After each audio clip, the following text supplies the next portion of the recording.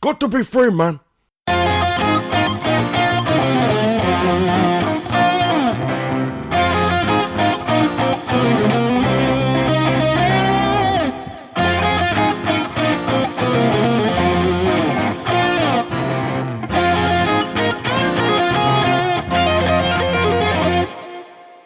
Buenos dias, señores y señoritas, and welcome to yet another edition of Poddywood, the podcast where we talk about movies with the people that make movies. I am one of your co-hosts, Steve Hester, who most definitely was not doing air guitar to the opening music, and with me as always is...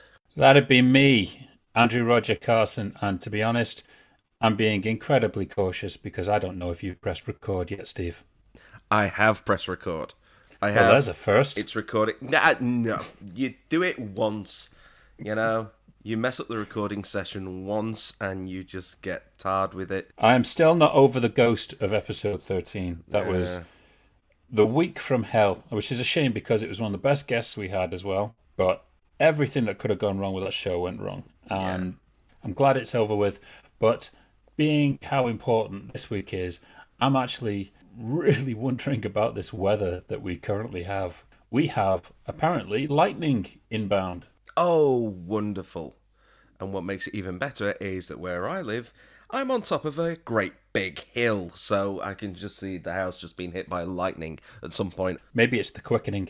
Ooh, could be the quickening. You never know. Well, we'll have to ask our guest about that later, see if he recognises the signs. While he's sitting in a nice, sunny, warm, COVID rampant Los Angeles. I was about to call him a lucky bastard, but yeah, they just COVID over there is just going nuts. I know. It's going crazy over here as well, but no. Oh, it'll be back. It'll be back in time for Christmas. I'm telling you, we're gonna have the Alabama strain, which is going to mate with all of the variants out there, all its brother and sisters. No, the thing with the Alabama strain is you're fine. It just your sister. That joke of mine emphasised by Steve there. Thank you. The hard of thinking. I know. I was actually thinking that, but then I thought, no. That's all right. Just edit mine out and put yours in. I will do. I have the power. So anyway, shall we check what's in the bag, Steve? Yes, what's in the bag? Because last week wasn't as complete disaster enough as it needed to be. Well, last week, for What's in the Box, we pulled out Carlito's Way, the 1993 Al Pacino movie about the fictional life of Carlito Brigante. Carlito Brigante. Yes, and about how he leaves prison after being a massive heroin lord and then decides that he wants to go straight, leave New York. And, spoiler alert, things don't quite go that way, thanks to his involvement with some rather shady people, not least of which ends up being his former lawyer, played by Sean Penn.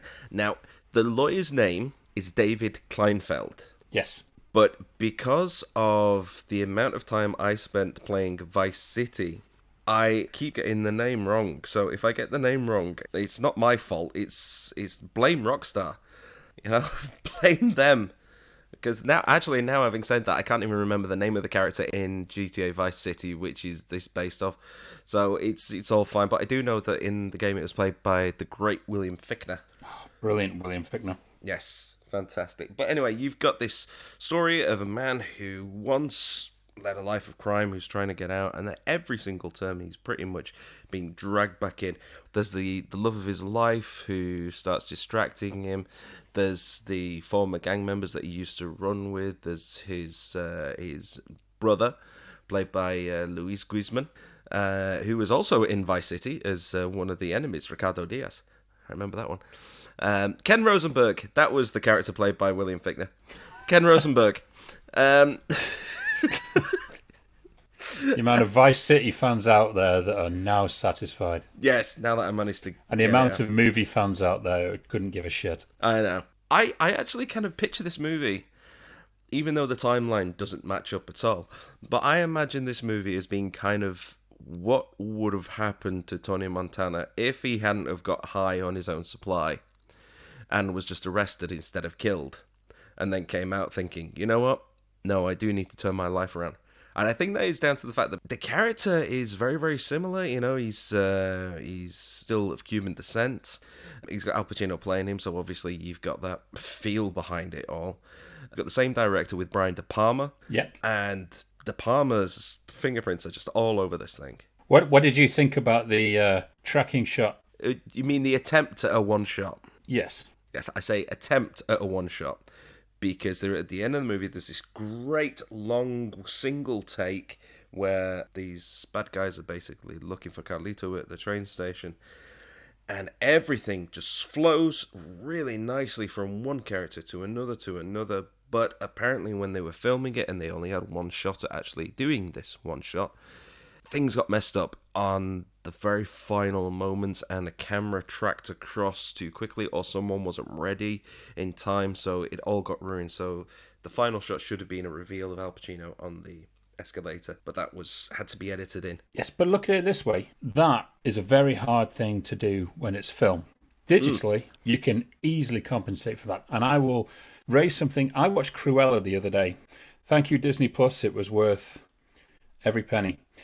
And there was detecting a scene. A note of sarcasm there. No, it was a breath. It was honestly a breath. But I was watching Cruella the other day, and they do a scene where they end up going through this building to then focus on Emma Stone playing Cruella, or Ella as she is at the time, actually cleaning a bathroom. But it goes through this entire building, trying to play off as a one shot. And you can see very, very easily a 5-year-old could make it out where all these joints were. And it was not convincing at all. And I got to thinking about Carlito's Way the other day and this end section where they do this continuous shot. And I thought, wow, there was proper skill back then. And now everything is just too easy to get fixed. Didn't De Palma also do Snake Eyes? He did. And he also did Casualties of War. He did as well. And there is a link with Casualties of War because you've got Sean Penn and John Leguizamo who reunited for this one. And you mean Benny Blanco from the Bronx. Benny Blanco from the Bronx. And we've also got a connection with The Shadow, which we'll be talking about with our special guest later on, because you've got the same screenwriter with David Coop and Penelope Ann Miller in it as well, who apparently John Leguizamo was rather mean about her. But I don't know if that's true or not. He did later apologise, so... Potentially. I mean, there's a few stories floating around about Carlito's Way. I'm not sure if they're true, and if they're not true, we want people to basically comment and let us know. Exactly. The one that I always remember around the time is the very highly publicised affair Pacino and Penelope Ann Miller were in. Mm-hmm. Well, it became highly publicised because she went and mentioned it in interviews, and he was actually engaged at the time, which led to apparently a lot of keep her away from me on set, which is hard when she's playing your love interest. Yeah, and as far as I can gather, it also turns out that they kept very, very separate at the premiere as well. Yes. Don't dip your pen in the universal ink. No, definitely not. Otherwise, you'll end up like Viggo Mortensen and have your legs broken. Yes. Yes, because Aragorn himself is in this movie. I actually forgot he was in the movie. I mean, it's only a small part, but... Tiny little bit. Two things that I could think of about that scene. One, he shows up in Carlito's office in this nightclub, which is above the dance floor and it's looking down and everything, in a wheelchair. Who helped him to get up there in the first place? Why didn't he just meet with him downstairs in a back office somewhere? And all I could think of was that Aragorn did worse than get a broken toe. Lord of the Rings reference there. Oh, yes. Very good. Yes. Very good. Now, there's some great moments in there. I like the lighting. I thought that it was actually funnier than I was expecting. If there's one thing I cannot forgive Carlito's Way for, What? it's that piece of music that has been used in about 50,000 movie trailers afterwards. Oh, God, yes. The end credits. Yes. And, you know, it's great music. It fits in that movie brilliantly. But it's one of those that suddenly got every movie trailer going, was using that for full-on dramatic. Ugh. Yeah, it's like the music from the end of Aliens, where they're just taking off from the refinery just before it explodes. And that piece of music was used in God knows how many trailers throughout the late 80s and early 90s because of that. Is that the one that goes... Dun, Dun dun, dun dun, dun dun. Yeah, dun. Yeah. yeah. That's no one's going to know what the hell that music is based off that. But if anyone has a trailer they want music for, they're free to use that. Dun dun dun. But we will end on one last final nugget of information before we move on to the anniversaries. And the director Brian De Palma. actually shows up in. Sorry, I know I was scratching my nose. It just got really itchy then. Don't like cocaine, man. Shows up in the little kind of flashback of Viggo Mortensen shaking hands with him. And then Carlito comes in and shakes hands with him. So, yeah. Very true. So, is it deserving of its certified fresh? I think so. Even though it was different to Scarface, it's very, very hard to avoid the comparisons to it simply because of the lineup. They are two different films and they have two different fields, but with the characters, the actors, the director, and everything, it does feel like almost an alternate universe version of Scarface. But no, I enjoyed it. It was funnier than I thought it was going to be. It's very long, though. It feels a lot longer than 139 minutes. It does. Well, that's it. Let's just do some anniversaries. Yes. Watch them again all of the time, or we get them on Prime for free. But we only know how old they are when we learn their anniversary. Well, there we go. I'm pretty sure that theme song gets slower every week. You're doing something to it, Steve. I'm not touching it. That felt like 5 minutes long in just 30 seconds. I'm going to have to trim that down even more then, aren't I? Yeah, It's just going to be the word anniversary before too long. exactly. But anyway, 3 anniversaries this week, and you've probably seen one of them. But can you believe, Steve, I don't know, Andy. that 40 years ago this week, Tarzan the Ape Man was released? Which means that right around this time, now, today, Bo Derek has probably reached 21 years old. Oh. Right. No, I have not seen that movie, nor have I seen enough of Bo Derek. But no, when that movie came out, God, I was about one and a half. Well, true, but I think, as you see, Bo Derek is regressing in age because every time I see a photograph of her, she looks younger and younger. It's kind of like Selma Hayek. She's getting older. She's looking better, so phenomenally better. I saw her in The Hitman's Bodyguard the other night. She looks incredible. I haven't watched the second one yet. Yeah, Tarzan the Ape Man, one of Bo Derek's husband's many films starring Bo Derek and Bo Derek's nudity. I swear I didn't see her with clothes on until I saw Tommy Boy. Is this kind of like what's going on with Paul W.S. Anderson and Mila Jovovich? Paul W.S. Anderson or Paul Thomas Anderson? No, it was Paul W.S. Anderson that did Resident Evil, wasn't it? I believe so. Yeah, Right, he so did yes. the first one and one of the last ones, I think. Yeah, so he keeps hiring his wife, Mila Jovovich, to do stuff, and she usually ends up naked. Oh, well, that's There you interesting. go. Yeah, I don't know. Well, yeah, Tarzan the Ape Man is 40 years old. 25 years ago this week, Twister was released. Nah, which is an old fave. It's no favour of mine from the Get It Fresh episode. Yep. When we had Mark Marshall and I was talking to him, I actually discovered that Mark Marshall has a bit of a beef with that movie. Because of its depiction of storm chasing. Because then I realised that Mark actually did storm chasing.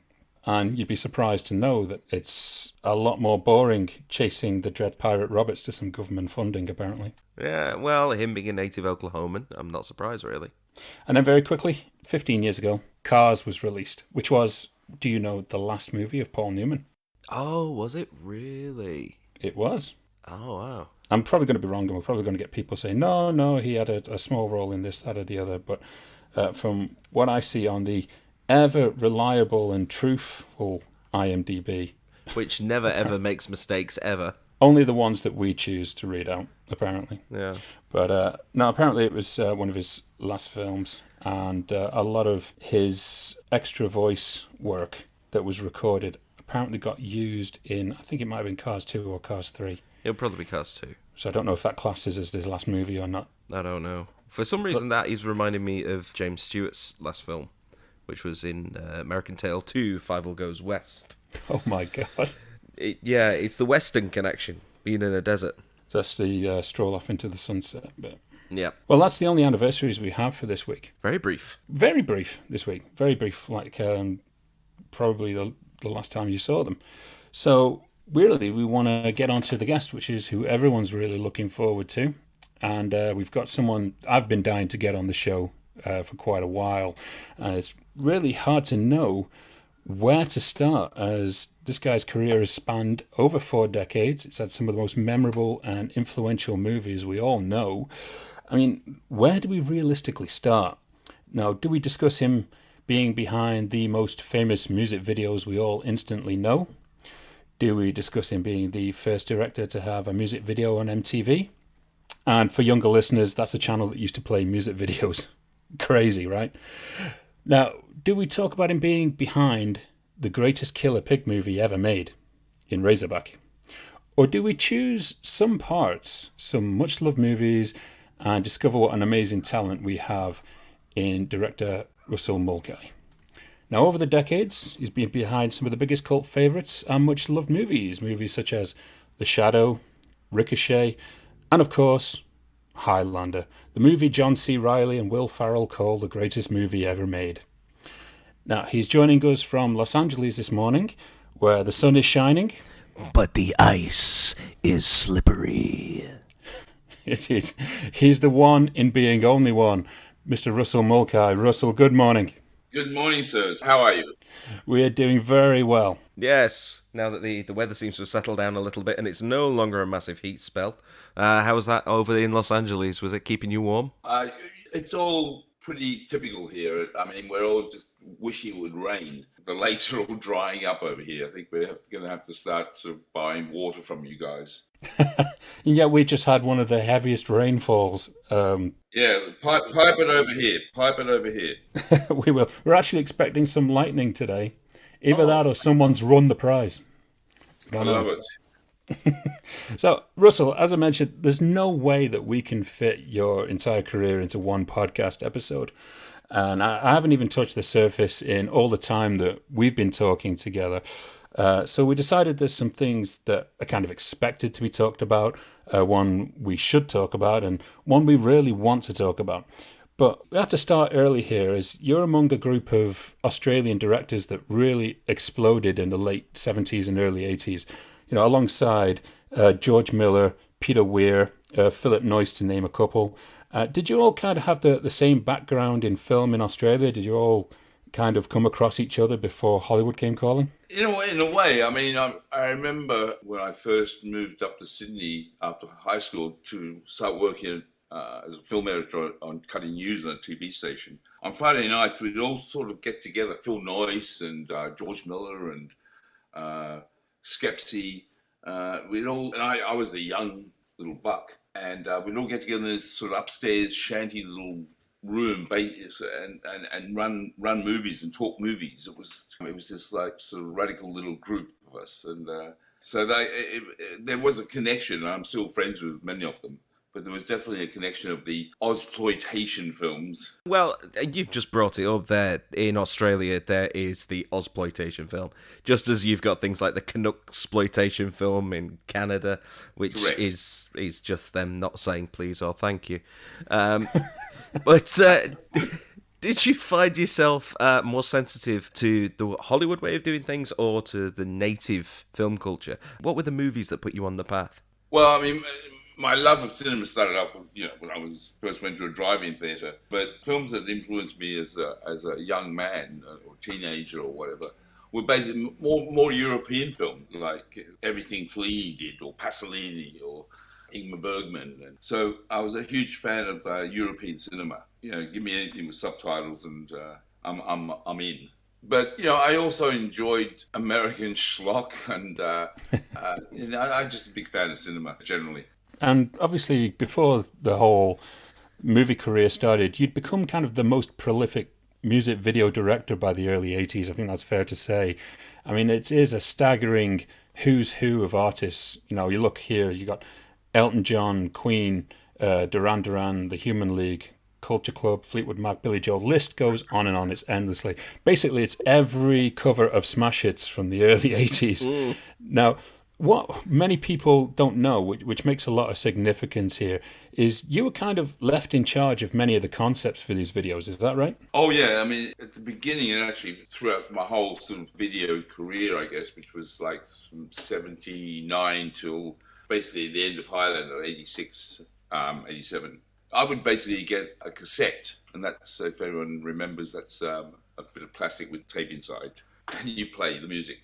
But I would just get a cassette in an envelope and basically they'd say, just come up with an idea, please. Thank you. And you can shoot it next week. You would just put the cassette on, close your eyes and think of things and try to come up with a concept. And I found that rather a lot of fun. Making videos in those days, to me, was my film school. It was a time when I was being paid to do it, but I was being paid to basically experiment with my own ideas, and some worked, some didn't. But yeah, I mean, I was obviously I was a frustrated filmmaker. I wanted to make movies.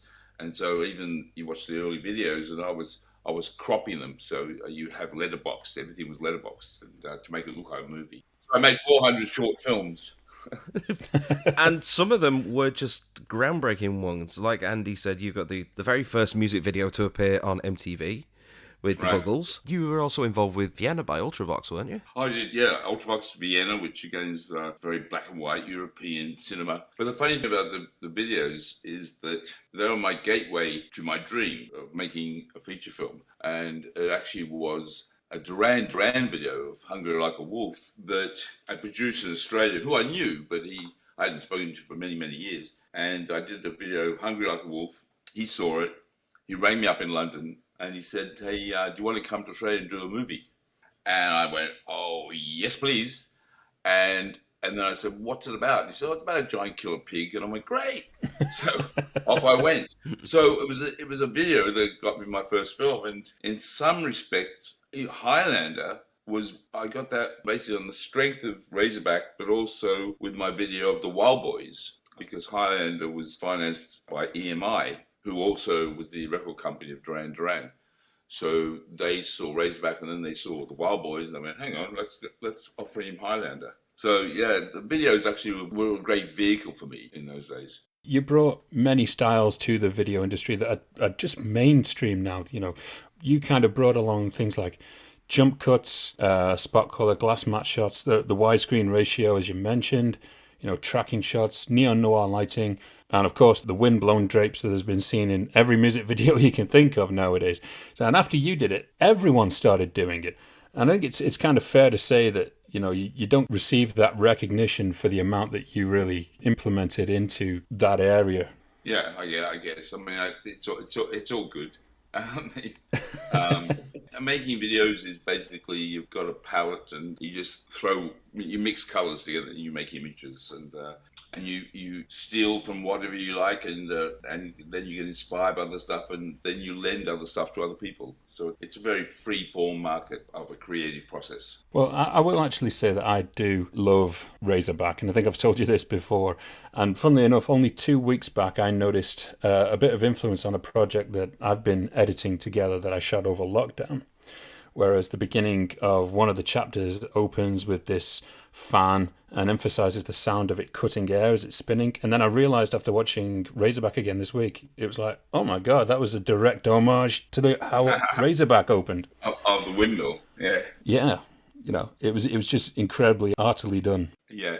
I'd been away from Australia for maybe 4 years. I'd gone back maybe at Christmas to see my mum and whatever, but I really hadn't lived back in Australia for like 4 years. And I came back to Australia and went into the outback, and I sort of saw the outback from slightly different eyes. Having been overseas for the first time in my life, I was in Australia all my life, and eventually in about 1979, I was sent over to do a little video of a punk band in Birmingham.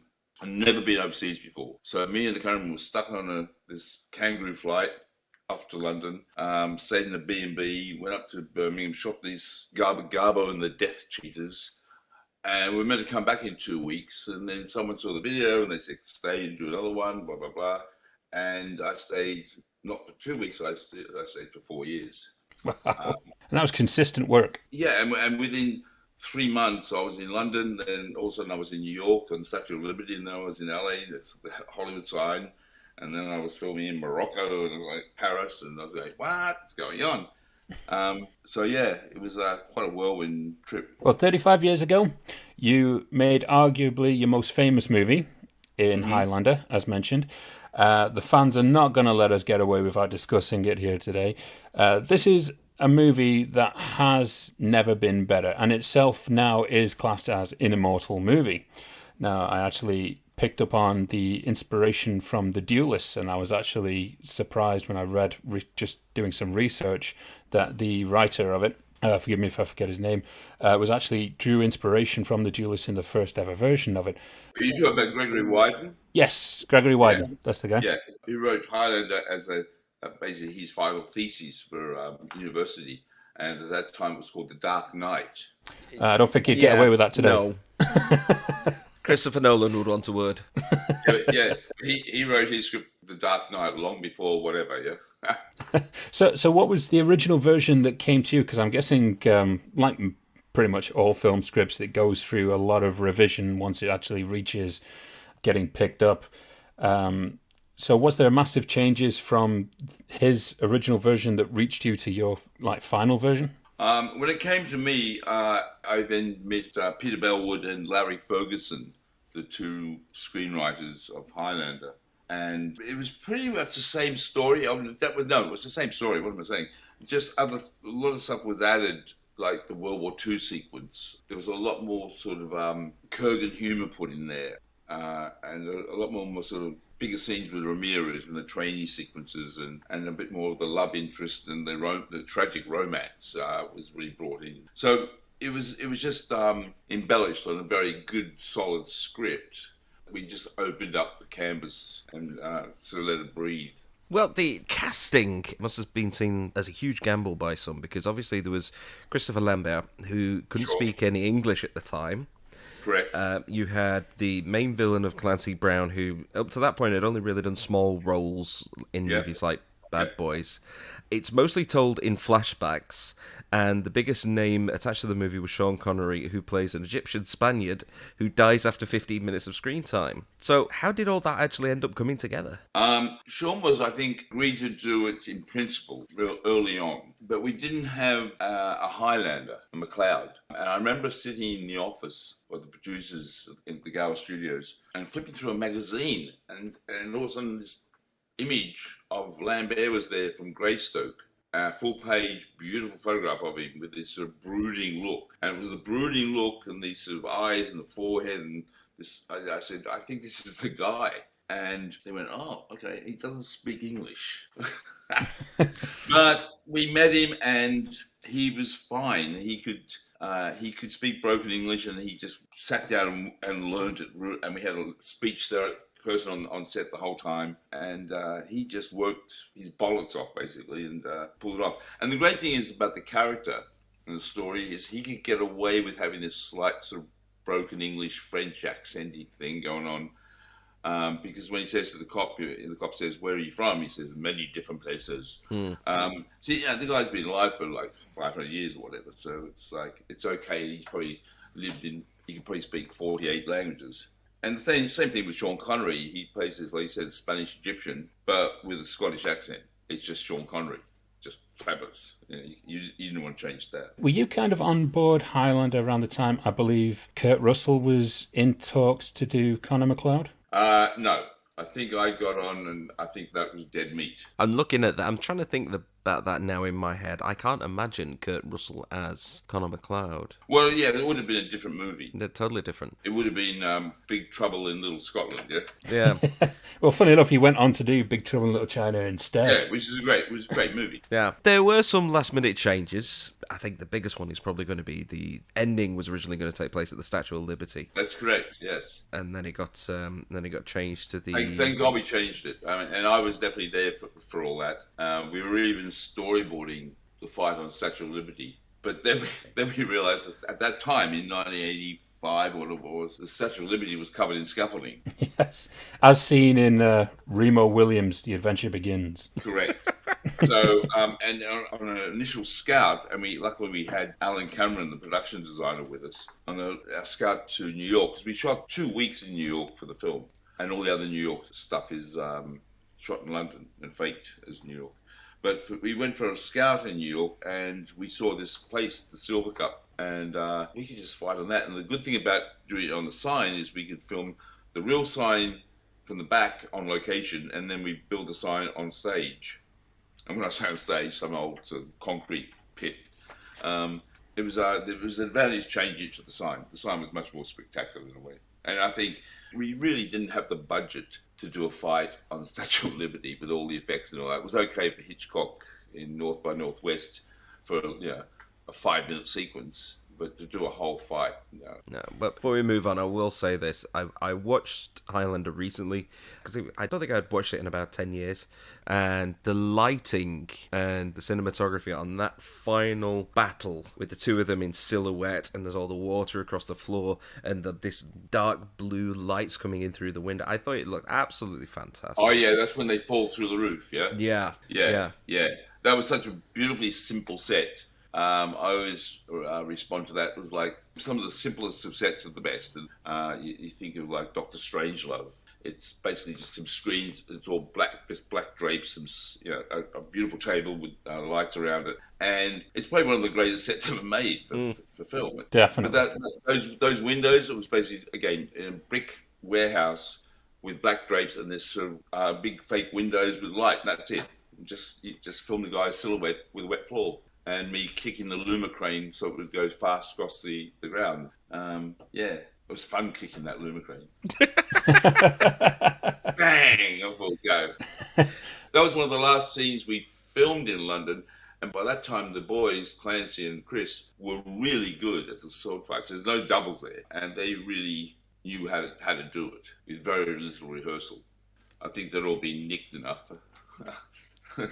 Yeah. And I think obviously when you, as well as talking about the ending, the opening shot of this movie, which is not Madison Square Garden. I've had a couple of people say that it is not Madison Square Garden. It is just posing as it was. It was either Continental Airlines or the Meadowlands Arena. Yeah, I think it was in New Jersey or somewhere like that. Yeah, somewhere. It wasn't Madison, no, and it wasn't in Manhattan. No, the exterior when he drives out is actually Madison Square. Yes, that is a really good cut to outside. But it was the movie that introduced me to the Fabulous Freebirds, who was the bad guy wrestlers in that scene. So thanks for turning me on to wrestling, Russell. we had the place. It was a regular wrestling night with a regular audience, packed, and we were allowed to invade their evening. Not that they minded. We had for 10 minutes. We put our guys in there for 10 minutes and film our scene. And it was great. We had the whole audience reacting, and it was fabulous. There's no actors in there. That's all real footage. And obviously, then when we get closer up to Chris, then we shot that the next day with like 50 extras. And it's perfect. It's a perfect opening shot. Yeah, that crane shot as well. Lovely. Well, it's not even a crane shot, is it? It's a sky cam. What do they call it? Yeah, it's one of the first times it was used. Developed by the guy who developed Steadicam, and it's quite a very clever device. Basically, just wires pulling in and letting go, and it was clever. I mean, now you would do it with a drone. Exactly. And you just film the whole movie with the drone. I mean, I think thinking about Highlander now, I mean, the drone would have been so useful in that movie. Yeah, because I know even like the battles in Scotland, we had cameras on wires. I used to call them flying foxes, and basically it was a camera on a wire, on a steep wire, and you just let it go. And the camera would just spin over people, and then someone would try to catch it at the other end, and sometimes they'd miss. But yeah, pre-drone. Highlander is pre-drone, pre-CG, pre-most anything. So most everything is theatrical techniques. Well, I know that, just as a bit of a side note here, the guy that invented that crane shot was also the guy, as you mentioned, who created Steadicam. Yeah, Garrett Brown. And he created that for the werewolf movie, Wolfen, for those of you who might remember that little known film. Yeah, the Steadicam. POVs. Well, I know that Steve is dying to ask a Queen question. We're not going to get away with it, are we, Steve? No, you're not. No, you're not. Because you cannot talk about Highlander without mentioning the now iconic soundtrack performed by the rightfully legendary Queen. So how was it working with the band, and what was the process in creating such a fantastic score? Because they had so much influence on things, didn't they? Yeah, I mean, I don't think they would have done it if not One, they were semi-interested when they heard that I'd done this film because they knew my reputation with the music videos. So what we did is we put together a 20-minute reel of scenes from the movie. Some action scenes, some of the Beatty dying, some of the a number of scenes. And they all came, the whole band came, sat in this little theatre, we closed the door, stood outside and crossed our fingers. And we hoped that we were going to do sort of like a good opening song, like Flash Gordon, which I really loved. And they came out of the cinema and they went, yep, that's really enjoyed that. But the problem is, we're going to give you 5 songs. I went, what? What? The sun just came out. What's happening? So it was wonderful. And then they just wrote brilliant, beautiful songs, became good mates, and became very, very close, dear friend to Freddie. And it was quite an extraordinary, not only great music, but great friendships were made. Yeah. Well, they did the 5 songs, but did they sneak the really sneaky New York one in as a 6th? Yes. And that took a little convincing for me to Freddie. He really didn't want to do it. And I think so that Roger and me sort of convinced him to do it. And when he did do it, he really had a blast doing it. Yeah. Which is quite funny because you actually have a very tiny little cameo in the scene where that song is played that I noticed the other day. I'm run over by the Kurgan. Oh, really? I didn't know that. I was watching it the other night with my partner, and as soon as I saw that face turn around and get run over, I was like, was that Russell? It was almost like I was in the car and you'd bounced over. It's like, was that Russell? We just ran over. Yeah, it's very quick. It's no subliminal. But I had to be killed. Come on. If you're going to do a cameo, then get splattered. Well, Highlander 2 has got a 30-year anniversary coming out this year, but to be honest, that needs an entire episode just on its own to discuss that one. But 30 years ago, you also directed Ricochet, starring Denzel Washington and John Lithgow. Very sinister and violent thriller in comparison to the other movies of yours that was cut down after test screenings. I thought it was even more so. What went missing and why? I'm not going to go too deeply into that, but there was a particular scene which I thought was pretty fantastic, but maybe it was just not the right decade to do it in. You could probably get away with it now. I don't know. But there was a scene which I thought was rather crucial, but it upset one person in the audience who stood up and screamed at the screen. And so, I think that inspired the rest of the preview audience. So at the end of the film that everyone seemed to enjoy, but when the preview cards came back, basically the comments were, love the film, but, I'll just say this, they read, get rid of the fucking shower scene. Okay, now you have my curiosity. I'm not going to say anymore. No. Okay. Yeah, it's better to leave people wondering. And so that scene was cut out at like 7 a.m. the next morning, and the negative destroyed. I believe the negative was destroyed. I don't have a copy of it. But it's a very good scene. It's a very powerful scene. It's not what you think. It's not a sex scene. Oh, no, disappointment there for you, Steve. Never mind. Yeah.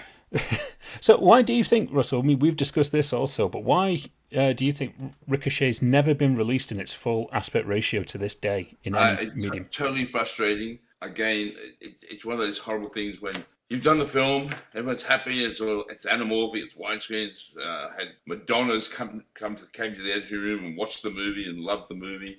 And it was all fantastic. And then I went off to do another film overseas and realised when I got back that they'd done the VHS or DVD transfers. Basically, they'd cropped it with pan and scan. I think there could be a Japanese version that's anamorphic 235.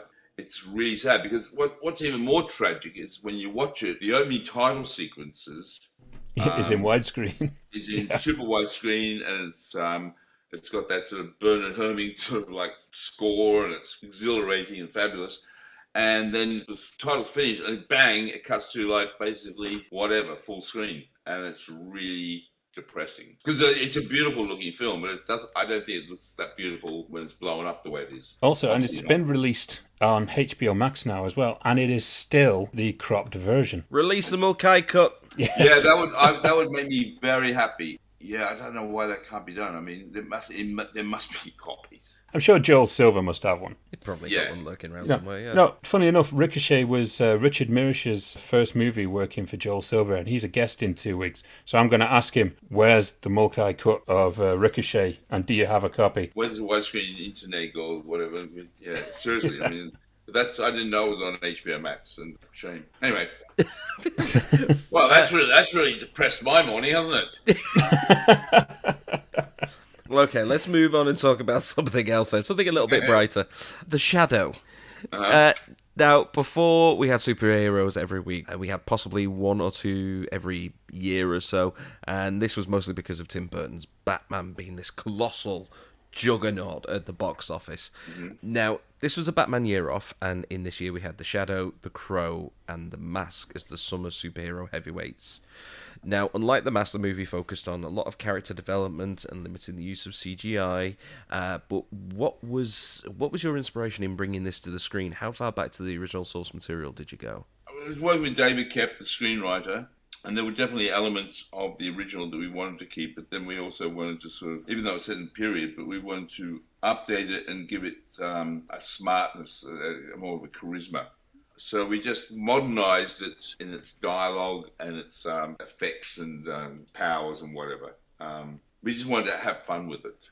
But yeah, some of the early stuff was a little too campy. I mean, some of the radio early serial stuff was a little on the nose. So we had to sort of tread a very fine line there in doing this sort of adventure character who had a dark heart. So it was a very fine line to tread. But I think David did a really good job. Obviously, with this film, you were filming on the Universal backlot, which I have walked twice and got caught once with our first guest, Becca Marks. I didn't know you couldn't just freely walk around where all the tour was going. But we scared the hell out of Norman Bates because he doesn't really have people come and talk to him. What are you talking about? They have a Norman Bates at the Bates Motel. They have an actor dressing up as Norman Bates to come out and scare all the tourists going by on the bus. Really? At the hotel? Yes, at the hotel. When I went to Universal, that wasn't going on. So you could actually go up to the Bates Motel, and it was all dirty inside. I mean, the bathroom's there where she gets murdered, but it's all like crap and leaves in there, and it was quite amazing actually. Was she still in the shower? That's what we need to know. No, but I did clean up some of the blood.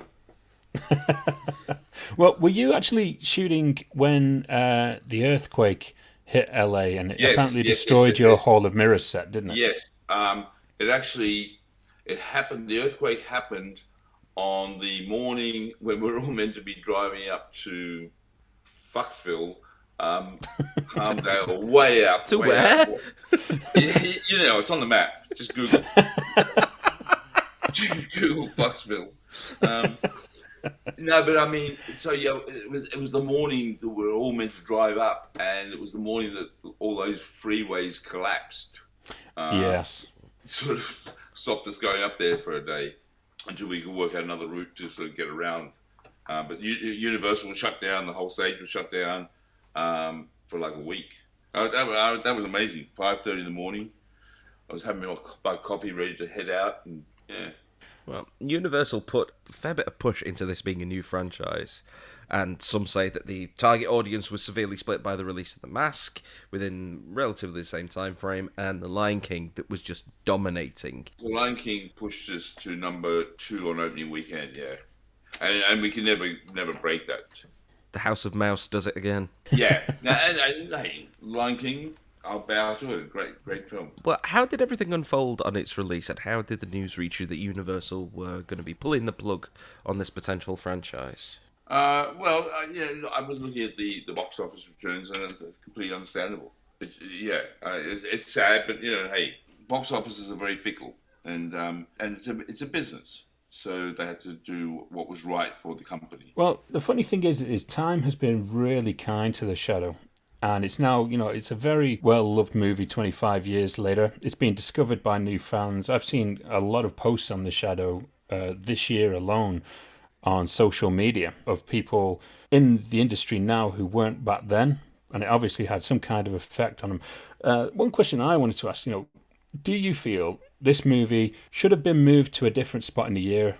Say earlier in place of the Flintstones, or maybe later in place of something like the River Wild, on that Universal schedule. Do you feel it would have fared better? Oh, possibly. I mean, but I can't predict that stuff, and I don't think anyone did. I mean, I don't think they put it on the weekend that was released as a suicide pact. I think it was just the way, And hey, I'm sure they thought the Flintstones was going to be a huge smash hit. Also, I mean, yeah, well, it was a hit. It just wasn't very well liked. Yeah, that's true. I do actually remember seeing the Flintstones with my mum and a friend of hers and her daughter, and it was all right. But then again, when you're about 14, you just think, whatever. I couldn't forgive it because of the B-52 song that was everywhere for what felt like years, more than Bryan Adams' "Everything I Do." Yeah, it was everywhere. But in terms of The Shadow, last year, when everything was locked down, I was feeling a bit miserable, and I went back and I was looking at loads of movies which I kind of watched back during, say, the 90s, and haven't seen in years. So I pulled out a few which are kind of set around about the same time frame.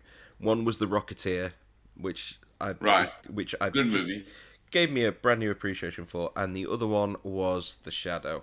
And yet again, it was one of those where I just sat down and watched it and went, yes, this reminds me of a much happier time. I love this film now that I've been able to get back to it again. Good. Yeah, that's why we made it, so you could enjoy, have a bit of entertainment. Well, Steve, I know you have some very quick fire questions from some of your Reddit faithful. Yes, I posted onto Reddit on the Highlander subreddit, and a couple of the users on there have asked a few questions, so this is just going to be a little quick fire thing. So Cyberfaust11 asks, are there any plans to release a complete box set of the movies, maybe through Shout Factory? Don't know. Fair enough. Next. Donut Power asks that a lot of footage was either lost or destroyed from the movie, but was there anything cut during the initial edit that you wish that you'd kept in? No, I think I was very happy with the edit. We actually didn't do any press screenings for it, which is brilliant because we had faith in the edit and the film. So there's nothing that was cut out that I sort of go, damn, we're missing that. I mean, they tried to. There was a preview in the US. There was no preview in England and Europe and whatever, and the film was released and it's 120 minutes. There was a preview at Fox, and a few scenes were cut, and they wanted even more scenes cut. They wanted the French duel cut out. That stayed, but they did cut out the World War II sequence, which was crucial to the story, and the film made no sense without that. So the American version sort of suffered from that. Okay, rather aptly, Shady Highlander asks, how scary was it to have a nearly blind man doing his own sword fighting? Oh, you mean Lambert? Yes, because he wasn't possessed of the strongest eyesight, was he? No. Yeah, I didn't really want to ask. He just had your fingers crossed. No, he was fine. I guess the swords glinted enough, Probably the most dangerous thing was when we connected the two swords to car batteries, and one negative, one positive, and so when they touch, sparks go flying. It's a real current running through the two swords, and they really started to burn the guy's hands because they got really hot. Oh, I bet they did. Wookard asks, were there any other historical periods that you wanted to focus on? I think we felt that there was enough there. We could have given it would have been a 3-hour movie, but there was enough there to get the idea. And finally, Vampiric Demon asks if you kept any mementos from either of the Highlander films that you worked on.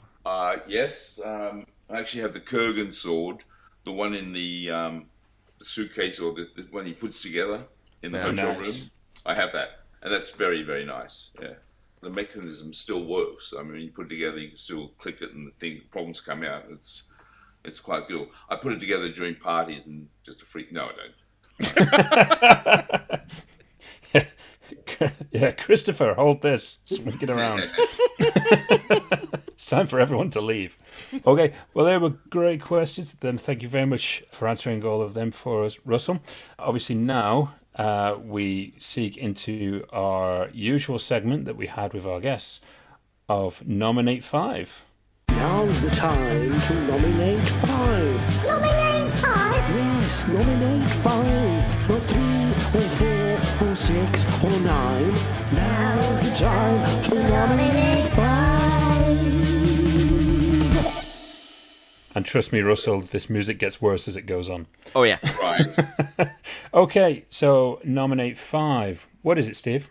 Well, every week we ask our guests to nominate 5 things. It depends on which guest we have on, and sometimes we can be talking about the top 5 movies, sometimes we can be talking about the top 5 actors, sometimes we can be talking about the top 5 scenes, the top 5 musics, whatever. It all depends on our guest. And our nominate 5 this week is going to be... The 5 inspirational favourite movies of Master Mulcahy. So, what that means is, Russell, Yeah. and if you haven't prepared, that's fine. No one ever does. I did, but I've lost the notes.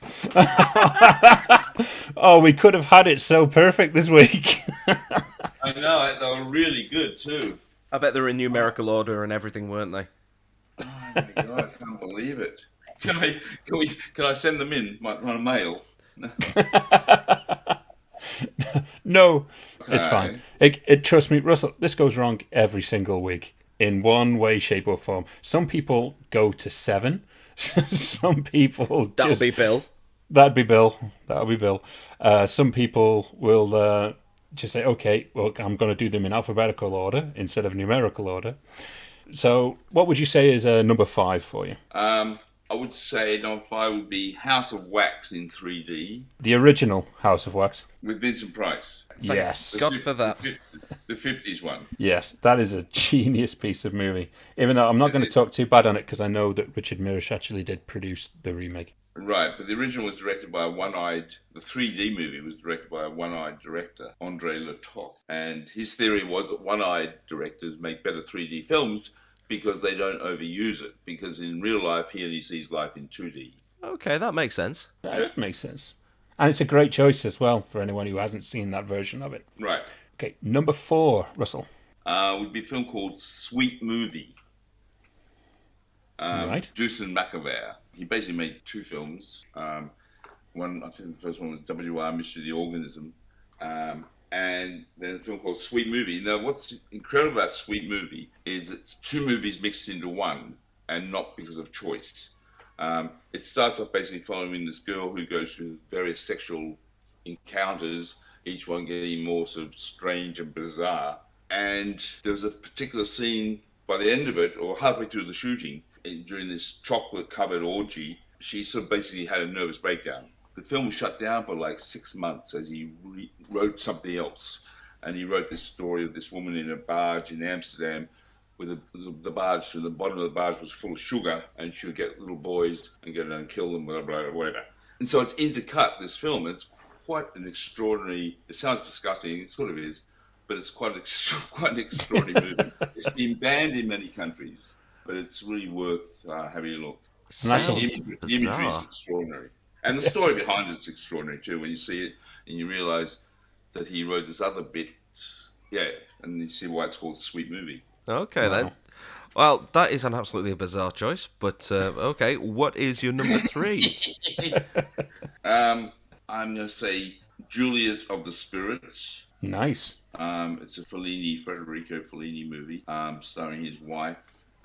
It's just one of that great period of Italian cinema, and people running around going, Giulietta, Giulietta, and there's just sweeping cameras and wonderful colour, and you have no idea what's going on. But it's just watching beautiful sort of cinematic poetry for 2 hours. And you don't even bother reading the subtitle. Just watch the movie. That's a really good choice also. Okay, what do we have for number 2? Number 2, I would say Candy. Again, very hard to find. And the reason I like this one, and I'm just picking these bizarre ones for you, it has this incredible cast. It's based on a book by Terry Southern, a wonderful writer in the 60s. And it's got like Marlon Brando and Richard Burton and Ringo Starr and James Coburn and the guy from the Addams Family, and just this extraordinary cast, each doing this most bizarre thing. I mean, Brando is like this Buddhist monk in the back of a truck, and behind his little sort of fake temple inside the truck, he's got a fridge full of beer, and then he sort of seduces the girl. it's just bizarre, the whole film, and it's quite extraordinary. And sometimes the camera will be tracking with someone, and then there'll be a gigantic mirror, and you'll see the whole crew. I think it's quite radical and good. Okay, with peace and love, man, with peace and love. Yeah. All right, then. So, what is going to be your number one influential movie? Well, I'll go one that everyone knows. It's Clockwork Orange. Oh, of course. Yeah, I mean, I remember I was living in a little town on the coast, 50 miles from Sydney, and I got a train up to go see it, and I ran to the cinema, and I knew I was a little late, and I got in there, and I sat down, started watching it, and I think the camera was going over the prison, and I heard the character say, "Oh, and this is the sad part of the story," and I sat down. I thought I'd only missed 10 minutes, and I loved the movie. And the next day I went back to see it again, and I didn't realise I'd missed the whole hour and 20 minutes. I missed everything. All the stuff with the druids and all that. So and then I think I probably saw it another 12 times after that, within 2 weeks. Terrific cinema. It truly is, and it was unavailable in the UK for the longest time. I think it only got released in 2000, 2001, right, officially. Yep, after Kubrick died, yeah. But I actually went to see it in a cinema in Northwich that got in a hell of a lot of trouble for screening it. Yeah. I saw it 15 years ago at the Man's Chinese. There was a week where Warner Brothers were doing, every day they would do a different decade, like they do the 20s, the 30s, the 40s, the 50s, 60s, 70s. So obviously he was part of the 70s. Each decade they showed 2 films, which they thought represented the decade. And so in the 70s decade, which was a Friday, they showed The Exorcist and Clockwork Orange. So The Exorcist came on at like 8 o'clock, and it was the full version with her crawling on the roof and all that as a spider. And Friedkin was there, and I got to chat with him. And then there was the intermission, and then they showed Clockwork Orange about 11 p.m. or midnight or whatever. And the audience, there were a lot of young people in the audience, and they'd obviously never seen Clockwork Orange before. And so the first half of the film, they're cheering away.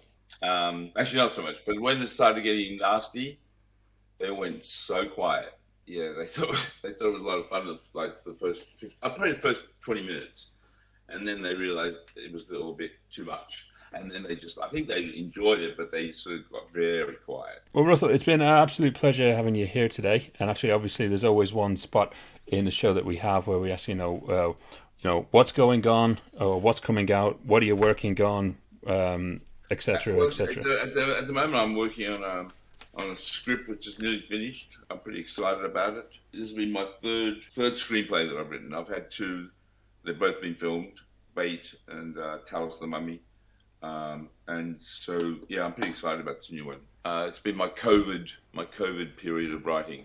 Yes, and trust it has been an absolute pleasure working with you over COVID as well. We have had the chance to go back and forth this year on the odd project here and there, and hopefully we'll get to do again.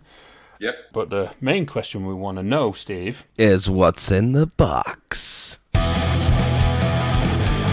What's in the box? What's in the box? What's in the box? What's in the box? Well, that definitely needs a music video, Russell. Get on it. What is in the box? Steve, what's in the box? Well, this is the point of the show where Andy tries to improve my movie education by getting me to see movies which aren't necessarily full of car chases and big explosions and gratuitous nudity. So Andy is going to pick out the name of a movie from a box which is certified fresh on Rotten Tomatoes. If I haven't seen it, then I go away and I watch it the night before we record our next podcast. If I have seen it, then we keep drawing a name out until we find one that I haven't seen and I watch that. Okay. So, Andy, what is this week's movie? Well, this is going to be a test because I think you've seen this. Okay. But have you seen Luc Besson's 1994 movie Leon, known as The Professional in the US? Oui. That's a yes. Great film. It is. Great film. Gary Oldman's best. Yep. Okay, this next. Is for Matilda. And next, no impressions, please. Hey, I can impress if I want to. Okay, the next, funny enough, we just mentioned William Friedkin, but have you seen The French Connection? Yes, I have. Oh my God, 2 in a row. What's going on? I know. This is right. You're going to have to start lying soon. I will. Okay. We're going to have no show left at this rate. Okay. You've got Jason Reitman's Juno. Juno. No. Right, Ooh. okay. No one's seen that. Well, Steve will have to, as of next week, and he has to come back and tell us what his thoughts are as a person who has seen stuff like Mortal Kombat Annihilation and Street Fighter, but hasn't seen something like Citizen Kane. You shut your face. Oh, yes. That's all right. At least this one hasn't got vaginas with teeth. You're all right. No, this is true. And one thing that I will say is if I am going to be watching video game movies, I could also be watching Resident Evil Extinction. Is that not right, Russell? You could. That's a fun film. Yes. I wonder who directed that. Some Aussie bloke. Yes. So's Australian blokes. They're everywhere. Stopping us English directors from getting into Hollywood. Oh. Them's fighting words. Well, once again, Russell, absolute pleasure having you here today. We hope that you'll come back again at some point and we can cover stuff like Resident Evil and Talos the Mummy, which I'm sure I knew one of the producers on that. Pretty sure I did. Probably. Well, Andrew and Steve, it's been a pleasure and love the show. Pleasure has been ours. Been fantastic. Thank you. Absolutely fantastic having Russell on. It's been, we've been working up to having him on, and I hope he's enlightened every single one of you of some of the great movies that he has done, especially, of course, Highlander, which has a die-hard fan base. It is time to shut down the Poddywood Studios and head on over to Poddywood After Dark. You can join us there for the luxurious jazz bar setting. Yeah. Yeah. Bloody hell, that was loud. It was extra. It's that karaoke mic. I told them not to put the karaoke in there. Right. Anyway, let's cue some music. I've already got my coat and I'm dying for a drink. All right. For now, this is us saying goodbye. Ciao.